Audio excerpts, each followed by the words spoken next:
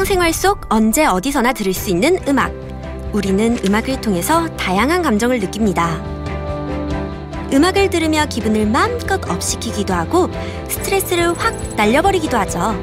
때론 어떤 말과 행동보다 좋은 음악을 감상하는 것이 더 큰 위로와 힘이 되기도 하는데요. 이런 음악을 매개로 심신을 치료하는 직업이 있다고 합니다. 우리나라 음악치료 교육의 선구자 역할을 하고 계신 곽은미 원장님께 자세한 이야기를 들어볼까요? 안녕하세요. 저는 음악치료사 곽은미입니다. 저는 지금 한빛음악치료에서 일을 하고 있습니다.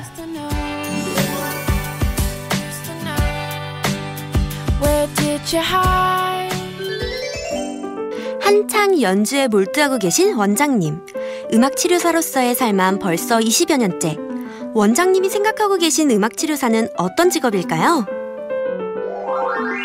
음악치료사는 음악을 사용하여서 음악 외적인 영역이라고 저희가 표현을 하는데, 그게 얘기하시는 게 이제 정신적인 영역이나 정서적인 측면, 그다음에 인지적인 측면, 그리고 신체적인 측면에서도 도움이 필요하신 분들에게 저희가 음악을 통해서 도움을 드리는 직업이라고 생각하시면 됩니다.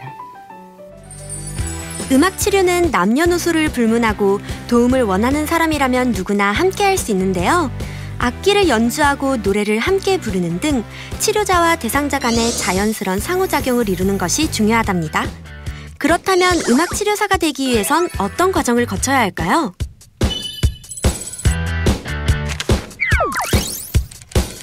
음악치료 관련과에 진학하는 방법이 일반적이지만 한 우물을 파기보다는 다양한 경험을 쌓고 석사과정부터 음악치료사 공부에 전념하는 것도 좋은 방법. 클래식 전공하신 음대 출신도 계시고 실용음악 전공하신 음대 출신도 계시고요. 나머지 반 정도는 사회복지학과, 특수교육과, 심리상담학과 이런 부류거나 뭐 전혀 관계없는 경영학이나 이런 거를 하신 분들도 계세요. 그러나 이 모든 분들의 공통점은 음악을 다루실 수 있다는 공통점을 가지고 계세요. 원장님의 경우 음악치료사를 꿈꾸시기 전 놀랍게도 수학과를 전공하셨다고 합니다. 저는 사람을 굉장히 좋아하고 음악도 되게 좋아하는데 제가 하고 있는 일이 너무 적성에 안 맞더라고요. 그래서 어떻게 우연한 기회에 신문 기사 같은 걸 봤는데 음악 치료사라는 직업이 있더라고요. 그래서 그때 생각해도 나는 음악도 좋아하고 사람도 좋아하니까 이거다 싶었는데, 이제 문제는 국내에 지금 배울 데가 없었어요. 그래서 그냥 아주 가벼운 마음으로 사실은 미국에 유학을 갔었는데요. 그로부터 15년 걸렸어요. 지금 학부를 졸업하시고 석사과정을 졸업하시고 나면 자격증 시험을 볼 수 있는 조건이 주어져요. 그래서 학위과정을 졸업을 하시고 인턴십이라고 실제 현장에 나가서 1040시간을 현장 실습을 하시게 되면 자격 시험을 볼 수 있는 조건이 주어지고, 거기서 통과가 되시면 자격 시험을 봐서 자격증을 취득하시게 돼요. 관련 공부를 하고 자격증을 땄다고 해서 전부 음악치료사가 되는 건 아닙니다.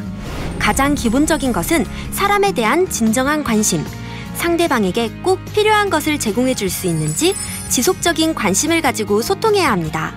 그리고 또 중요한 것은 바로 창의성. 기본적인 지식은 학교에서 다 제공이 되지만 내담자마다 너무 취향이 달라요. 제가 지금 만나고 있는 내담자도 14살밖에 안 됐는데 트로트를 너무 좋아해요. 그러면 14살이지만 그 아이가 좋아하는 트로트를 제공을 해야 되기 때문에, 그래서 저희가 트로트로 지금 세션을 진행을 하고 있거든요. 그러니까 그런 부분에 있어서, 그러면 14살짜리 아이한테 인지는 4살밖에 안 되는데 트로트로서 제가 할 수 있는 게 뭐가 있을까 하면 거기서부터 이제 창의성이 나와야 되는 거더라고요. 중고등학교 시절에는 다양한 경험을 하시고 다양한 자원봉사 활동을 통하는데, 저희가 이제 자원봉사를 가보면요, 왜 그냥 일들을 시키는 경우가 있어요. 뭐 빨래 시키거나 뭐 정리하거나 뭐 설거지 시키거나 음식 만들거나, 그런 자원봉사도 좋지만요, 저는 진짜 할머니하고 옆에서 얘기하는 거, 장애애들하고 놀아주는 거, 이런 거 있잖아요. 사람하고 직접 만나는, 여러분들이 앞으로 만나게 될 내담자와 비슷한 분들을 그냥 치료사로서 아니고 인간으로서 정말 마음에서 마음으로 만나는 작업들을 조금 중고등학교 때 많이 경험을 하셨으면 좋겠어요. 음악치료사라면 피아노와 기타는 물론 드럼이나 젬베 등 다양한 악기를 다루는 것이 좋답니다. 다양한 음악 경험, 마당극도 좋고 그런 것들 여러 가지 음악 경험을 통해서 내가 어떻게 느끼는지, 그러니까 악기도 다를 수 있어야 되고 음악 경험을 통해서 내가 어떻게 느끼는지도 알고 계셔야 돼서 지금 중고등학교 때는 그런 작업들 많이 하셨으면 좋겠어요. 많이 보시고 많이 들으시고 많이 느끼시고. 다른 사람에게 희망을 줄 수 있다는 것이 큰 기쁨이지만 원하는 대로 치료가 되지 않을 때 한계를 느끼기도 하는데요. 그래서 끊임없는 자기 개발이 필요합니다. 어떠한 직업들은 이제 저희가 업무를 끝내고 컴퓨터를 딱 닫고 집에 가는 순간 잊어버릴 수가 있는데 이 직업 같은 경우엔 오늘 내가 했던 세션에서 이 내담자가 이런 반응을 보인 거는 내가 그때 어떻게 했으면 더 나아지지 않았을까? 요건 내가 요때 잘못한 건가? 혹은 어떤 풀리지 않는 문제들이 있으면 계속 머리에서 24시간 돌아가더라고요. 그러니까 저희가 쉴 틈이 없는 게 저희한테는 최대의 단점인 것 같아요. 사실은 목을 굉장히 보호를 해야 되는 사람임에도 불구하고 저희가 하루에 세션을 3개, 4개를 하면 3시간, 4시간을 지금 노래를 부르고 있다고 보시면 되거든요.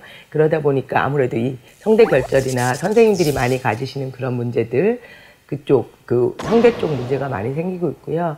또 하나 제가 가지고 있는 건 디스크 쪽이 문제가 좀 생겼는데, 그거는 이제 내담자들이 어리고 그러면 이제 안아야 되고 막 이럴 때가 있는데, 그러면 이게 조금 천천히 하면 되는데 제가 조금 성질이 급해요. 그러다 보니까 이렇게 덥석덥석 안고 그러다가 지금 허리도 조금 안 좋은 편이거든요. 그래서 그런 직업병들은 조금 생기는 것 같아요. 직업을 고를 때 늘 고민되는 연봉. 음악치료사의 경우는 어떤가요?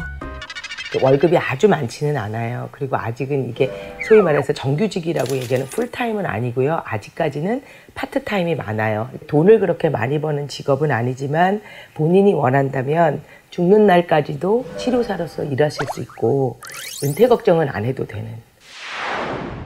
저는 사실은 작은 소망이 있다면 제가 70이 됐을 때는 다 이렇게 제가 따라다녀야 되는 세션은 못할 것 같아요. 기운 없어서. 근데 내 앞에 이렇게 있어주는 아이들은 그때부터는 무료로 다 세션 하면서 이렇게 제가 가지고 있는 노하우로 쭉 세션 하는 거를 지금 바라고 있거든요. 그래서 그런 보람과 이렇게 장기적으로 가는 거. 음악은 정말 음악 자체가 힘을 가지고 있거든요. 그래서 저는 음악을 물과 같다라고 표현을 많이 해요.